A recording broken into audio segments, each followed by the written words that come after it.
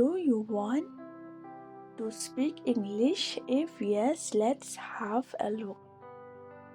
Là đáp hiểu nghe chung mình tới nè cái này cái video quá nằm glad bạn share lem sẽ kịp bắt lọc. Là nè hãy dừng xem trong phì quá nằm glad ru bạn like, share and subscribe ya cái này cái channel. Là nghe ni bé ya cái này cái chung hi cái English to Kasi. How many of you love this kind of teaching? Kasi cả nó ngon na padang trong phí kỳ ba y gồm kỳ nè kỳ chứng hi kai. What do you love most about teaching? Kasi ka e ka ba phi kam it shapang ka chứng hi kai. The things I like most about teaching is my student.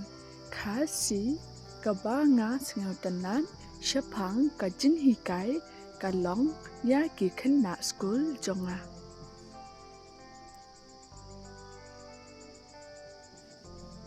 How do you love teaching? Kasi kum no phi I ban hi kai. Transform your classroom into a place you love to be. Kasi pen kala ya ka kamra class trong phi sha ka chaka ka ba phi I bandan. Never stop learning, growing and trying new things.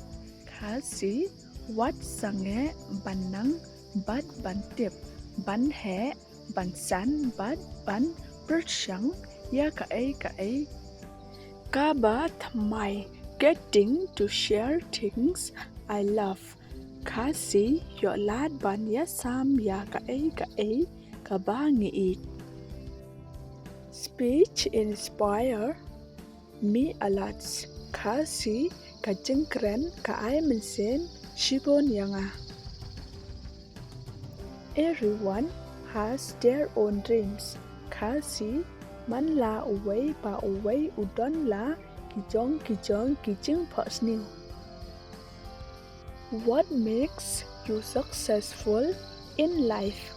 Kasi ka ai ba pen long ya phi ba pin job ha ka jing im jong phi.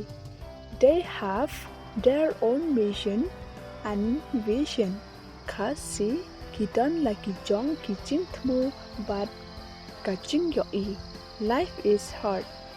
Kasi ka jing im ka long ka ba e. I always choose a lazy person to do a difficult job because they will find an easy way to do it. Kasi ngajet barabor da kibriu kibajai to ban le ya kikam kiba e namar kinwat ya kidenti ni kabajam ban le. A little learning is a dangerous thing. Kasi ka jing tip ka ba khendian ka long ka ba ma.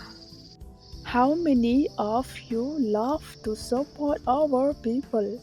Kasi ka nongot na padeng jong phi ki ba I ban kershan ya ki priu jongi. While there is life, there is hope. Kasi kat badang sa kamen sim don ka jing kermen. I want to see what happens if I don't give up. Kasi nga kwa ban yo I ka ai ka ban chia la da ngam kan ran den no. In our life, what we really want will never come easy.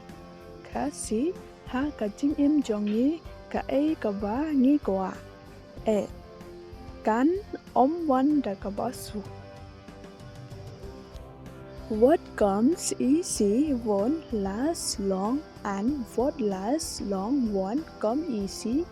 Kasi ka ai ka ba wan da ka ba sok kan ne slam but ka ai ka ba ne slam kan wan da ka ba sok.